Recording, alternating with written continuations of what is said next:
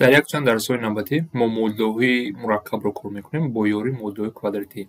یعنی مدل ما شکلش مدل کвадрати نمیشد که ما میدونیم که شکل مدل کвадрати چخیل است. ax کвадрат جمع bx جمع c این رو ما مدل کвадрati میگیم. لیکن ما در اینجا مدل‌های گوناگون میبریم که با یاری مدل کвадрati کار کرده میشه. ببین یک چند مثال کار کنیم. مثلا یک مثال چی است؟ در اینجا چیکار کرده میتونیم؟ مدلی در دیگه 4 داره ما مدل کвадрати است، لیکن شکلش و طرز کار کنید با مدل کвадрати مانند است. چقدر دیده میتونه؟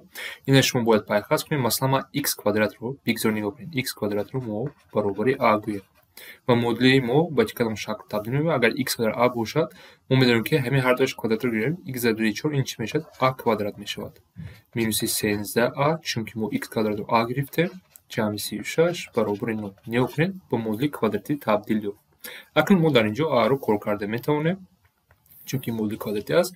کدام راه به شما آسان باشد همون رو استفاده بریم. برای من مثلا در این مثال با قلم جدا کنی آسان تر است. مثلا اگر من این رو با قلم جدا کنم این میشه a مینوس 4 a مینوس 9 برابر 9 میشود و از اینجا ما میدونیم که a برابر 4 است و a برابر یا اینکه a برابر 9 است. لیکن با ما a لازم نیست، با ما x لازم است و در اینجا ما مدل رو a رو از 9 به x جای خودش میمونیم. a چی بود؟ چی گفتیم ما؟ x کвадрат برابر 4 است یا اینکه x کвадрат برابر 9 است. از اینجا ما چیکار کنیم میتونیم؟ در اینجا از یکمش x میشود این اگر ریشه رو بگیریم پلس مینوس 2 یا اینکه در اینجا x برابر پلس مینوس 3 و چرا که میتونیم همین مدل کвадрати ما 4 ریشه دارد. پلس مینوس 2 و پلس مینوس 3 است. برای نقص‌تر فهمیدن با یک چند مثال باید کار کنیم. اکنون نگاه کنیم چرا که میتونه یک مدل مرکب است. وقتی قوس‌های میکشیم خیلی مرکب میشه، در درجه 4 میشود. لیکن قوس نکشیدن کار کرده میتونیم با همون منطق است. منطق چی است؟ یکی نامعلوم ها رو چرا که میبینیم در دوران قوس هر دوش مانند است و در اینجا کвадрат است در اینجا نیست. بیاین رو یگان حرف بیایم بگذار چی باشه؟ x کвадрат مینوس 9 برابر t باشه و مدل خود رو از 9 نویسیم. اگر چی میشد؟ t کвадрат مینوس 4t جمع 3 برابر 9. چرا که میتونه اکنون مدل کвадрati شد. ما این رو کار کرده میتونیم با بار دیگه با کدام که رو فهمونده بودیم همون استفاده برده میتونه و قوس جدا کنیم. برای من در اینجا در این مثال آسان است و اون رو استفاده میبرم. چی میشد؟ t مینوس 1 و t مینوس 3 برابر 9 میشد. از اینجا چی میتونیم؟ t برابر 1 است یا اینکه t برابر 3 است. لیکن برای ما t لازم نیست، با ما x لازم است و در اینجا با از 9 t چی بودیم؟ x کвадрат مینوس 9 برابر 1 است یا اینکه x کвадрат مینوس 9 برابر 3 است و اینها رو کار میکنیم.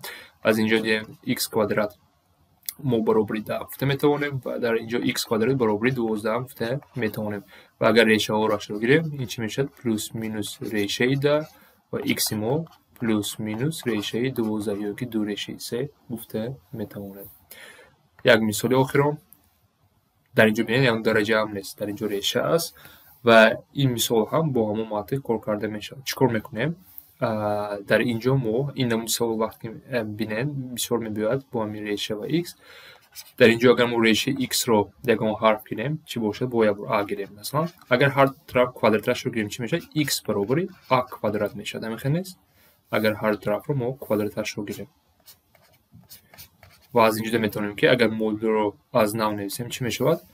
a کвадрат مینوس 9a چون که ما ریشه x رو a گفتیم جمع 14 برابر 9. ببینید با یک بار مدل کвадрati شد و این رو ما اگر کار کنیم باز دیگر رو با قوس جدا کنیم آسان تر است. a مینوس 7 a مینوس 2 برابر 9 و از اینجا میدونیم که a برابر 7 است یا اینکه a برابر 2 است و با ما a لازم نیست، با ما x لازم است. بیاین جاش مونیم اگر ریشه x برابر 7 است یا اینکه ریشه x برابر چند است؟ 2 است. از اینجا ما هر طرف رو کвадратش رو میگیریم برای x رفتن. در اینجا ریشه نه چون که ما ریشه x داشته است و چیکار که داریم؟ x برابر 49 است یا اینکه x برابر 4 است.